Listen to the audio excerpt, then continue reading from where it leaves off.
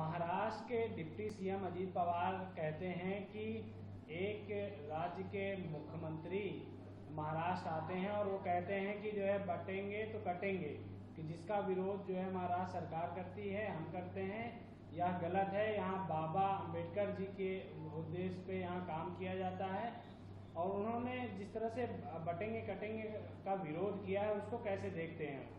उत्तर प्रदेश के मुख्यमंत्री ने जो अमर्यादित, असंवैधानिक, अलोकतांत्रिक नारा दिया है कि बटेंगे तो कटेंगे, इसके विरोध में भारतीय जनता पार्टी के कई सहयोगी दल खड़े हो गए हैं और भारतीय जनता पार्टी गठबंधन टूटने की कगार पर आ गया है।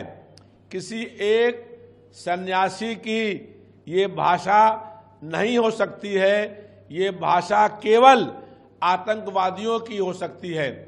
और अगर कोई पिछड़े, दलित, अल्पसंख्यक, कमजोर वर्ग के गरीब लोग और महिलाएं अगर सापा से जुड़ेंगी तो वो कटेंगी, ये धमकी उत्तर प्रदेश के मुख्यमंत्री देने का काम कर रहे हैं।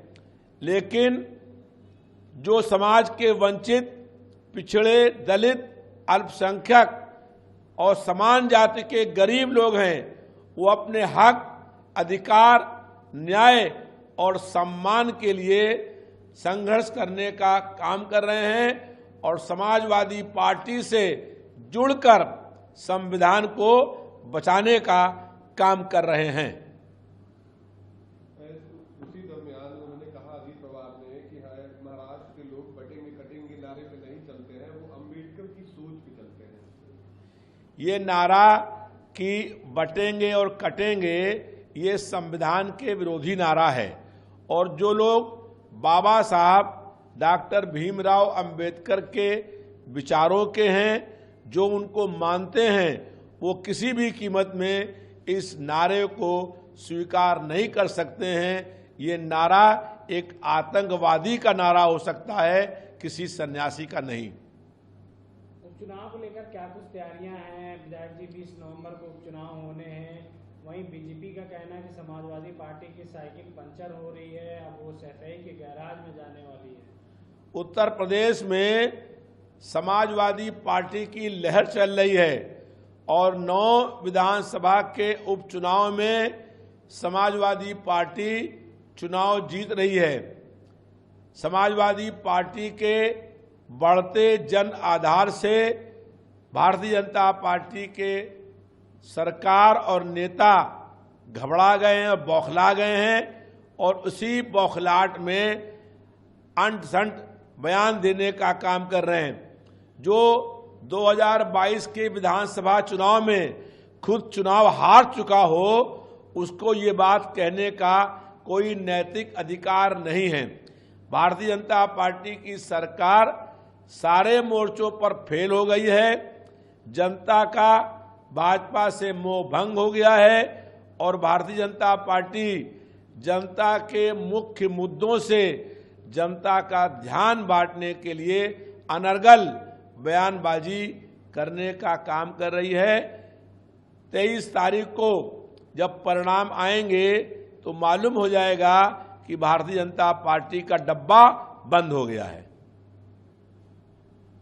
विधायक जी, आरओ के अभ्यर्थी लगातार प्रदर्शन कर रहे थे कई दिनों से। उनकी जो मांगे थी जो सरकार ने मांग ली है, कैसे देखते हैं इस मामले को? 4 दिनों से दिन और रात लोक सेवा आयोग के बाहर छात्र और छात्राएं धरना दे रही थी और उस आंदोलन से डर करके उत्तर प्रदेश सरकार ने ये मांगे मानी हैं।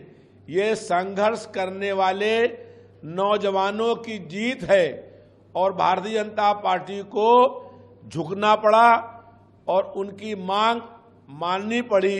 अब एक शिफ्ट में सारे एग्जाम होंगे, यही उनकी मांग थी और इससे साबित हो गया कि भारतीय जनता पार्टी का पहले का फैसला गलत था और उन्होंने अपने गलत फैसले को ठीक किया जन संघर्षों के कारण से।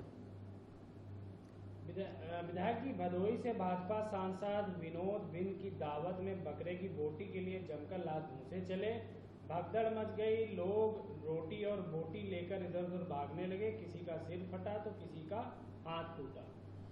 भारतीय जनता पार्टी के सांसद के घर में दावत से जब बकरे की बोटी को लूटने के लिए, छीनने के लिए वहां पर झगड़ा हुआ, मारपीट हुई, ये भारतीय जनता पार्टी के लिए बहुत शर्म की बात है कि भारतीय जनता पार्टी के नेता, सांसद और विधायक बकरे की बोटी पाने के लिए लड़ रहे हैं। तो आप समझ सकते हैं कि सत्ता पाने के लिए भारतीय जनता पार्टी के नेता किस स्तर पर उतर आएंगे।